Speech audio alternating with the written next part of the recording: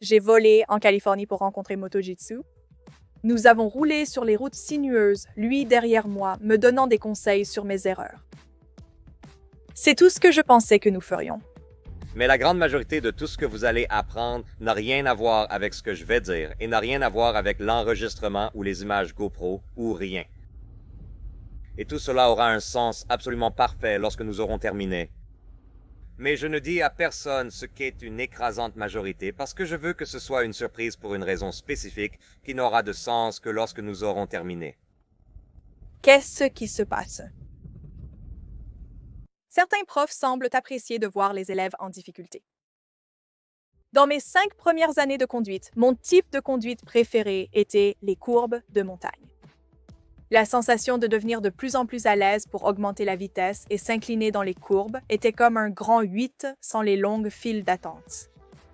Au cours des années, j'ai estimé avoir parcouru les montagnes une trentaine de fois. Je me sentais plutôt à l'aise dans les virages.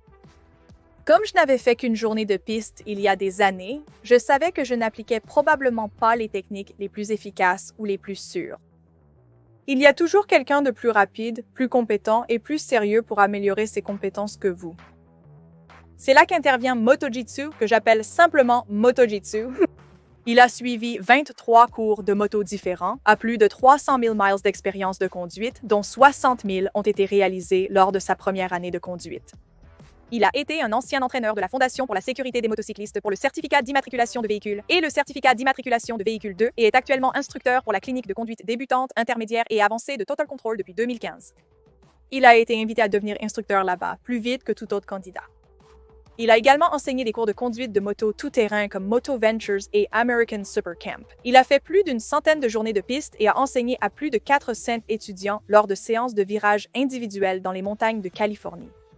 Bien que la plupart de ses vidéos sur YouTube soient lui enseignant des techniques à basse vitesse, la plupart de ses trajets sont en réalité des canyons et des journées de piste. Quand j'ai fait un live stream avec lui, plusieurs mois avant cela, nous avons parlé de l'idée de faire ce voyage. Certains spectateurs m'ont envoyé un message disant qu'il était un imbécile et qu'ils étaient surpris que je le rencontre. Je savais qu'il avait passé 11 ans dans les Marines, dont 4 en tant qu'instructeur de forage des Marines, ce qui, j'en étais sûr, s'accompagnerait d'un type de personnalité directe et sans bêtises.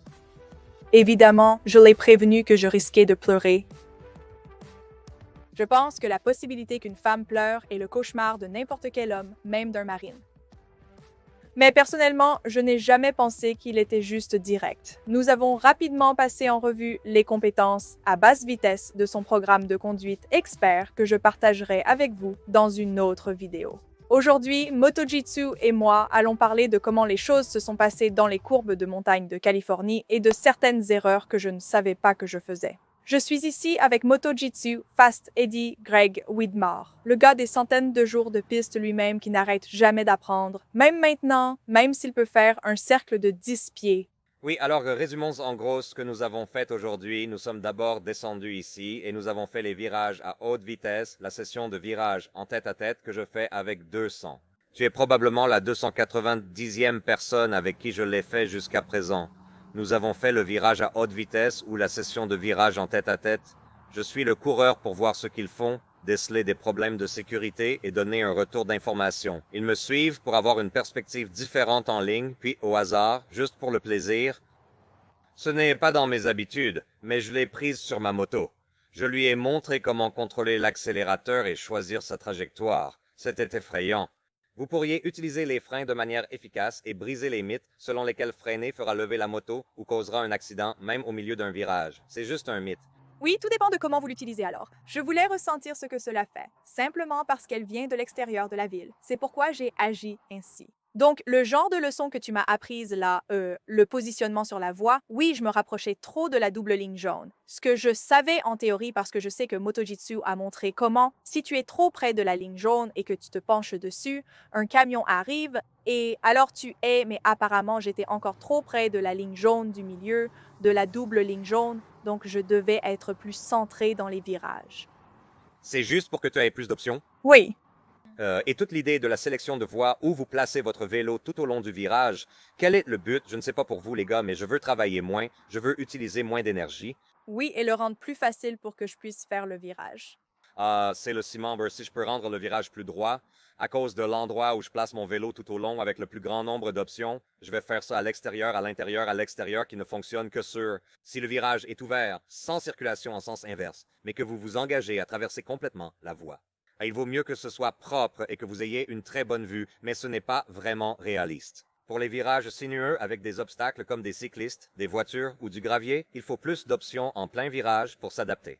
Si quelque chose se passe au milieu du virage, ce que tout le monde craint, je préfère être près du milieu de la voie pour avoir 4 options au lieu de rester vers l'extérieur où vous n'avez qu'une seule option, revenir vers l'intérieur, mais l'obstacle est là, vous vous mettez dans l'embarras en limitant où vous pouvez aller. Je préfère éviter cette position. Les gens roulent comme ça en disant qu'ils savent mais veulent quand même le faire. Fais ce que tu veux, c'est juste une autre façon et voici pourquoi je pense que c'est plus bénéfique. C'est pourquoi avoir quelqu'un qui observe ce que vous faites est crucial. Je croyais me positionner correctement dans la voie, mais quand Greg m'a vu, il a dit « Non, tu ne le fais pas ». Gardez à l'esprit que c'est très facile à faire et que c'est une question de langage, mais ce n'est pas bien ou mal, c'est juste une préférence. Les inconvénients sont liés à la position de voie plus sûre. La plupart du temps, vous étiez au milieu, principalement à droite, à l'extérieur. Une autre chose dont tu m'as parlé dans les virages, c'est que je continuais à rétrograder pour ralentir. Donc, il disait d'utiliser quelque chose que je peux mieux contrôler. Donc, à la place d'utiliser mon frein pour ralentir, parce que c'est quelque chose que je peux mieux contrôler et devenir bon à ça et ensuite commencer à utiliser le rétrogradage, n'est-ce pas? Donc, c'est presque comme le scénario du frein arrière. Donc, ironiquement, la deuxième vidéo la plus populaire que j'ai est les 6 erreurs courantes que les motards font dans les virages. Et l'une d'elles est de ne compter que sur le frein moteur, donc nous relâchons l'accélérateur. Cela pourrait suffire pour ralentir dans le virage à un certain rythme. Cependant, si vous allez plus vite et que votre première pensée est de relâcher l'accélérateur et de rétrograder sans freiner, vous devez recentrer votre attention sur les freins. Quand vous relâchez l'accélérateur et rétrogradez, vous espérez que cela ralentira suffisamment la moto pour votre confort dans le virage. Si le rétrogradage ne suffit pas, vous devrez de toute façon freiner. Allez directement au frein, vous devrez le faire de toute façon. Oui, car vous maîtrisez la pression.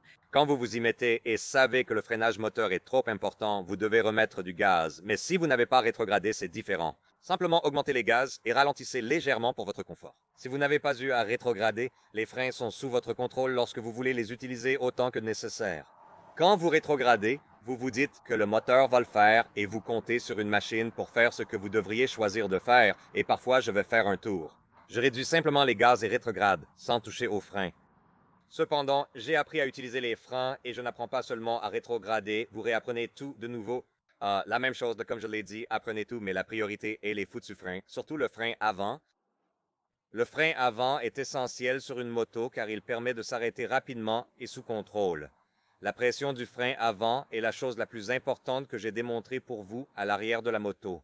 C'était terrifiant, c'était terrifiant. C'était comme des montagnes russes qui s'arrêtaient juste au milieu puis continuaient juste au milieu d'un virage à grande vitesse. Oh mon Dieu! Donnez-moi votre avis sans savoir ce que je vais vous demander. Je veux retourner à l'arrière de la moto, descendre et refaire le même rythme, mais cette fois sans utiliser les freins, en espérant que le rétrogradage me ralentira assez pour prendre le virage. D'accord. Que pensez-vous qu'il va se passer? Vous n'allez pas ralentir autant. On va décoller de la falaise car je ralentirai pas assez. Oh bien, faisons seulement. Rouler en rétrogradant ne va pas me ralentir suffisamment pour prendre ces maudits virages.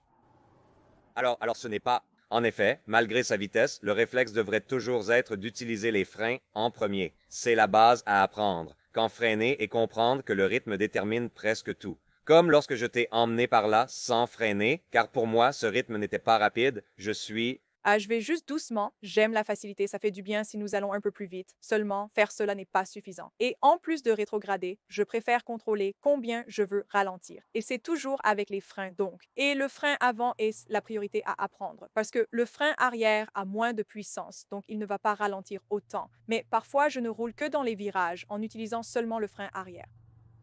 Tu as un outil sur ton vélo juste pour t'entraîner et je ne parle pas d'un seul virage. Je veux dire comme 40 miles de virage. Frein arrière seulement. Parfois, je fais 30 miles de virage. Je descends tout le chemin. Ils reviennent tout le chemin à une main.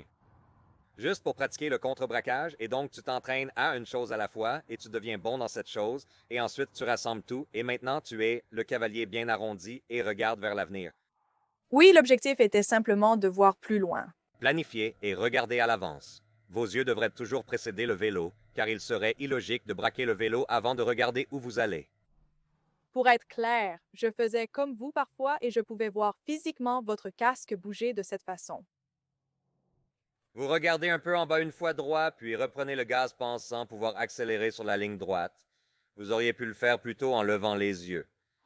Nous allons tous dans la même direction, certains ont commencé avant vous.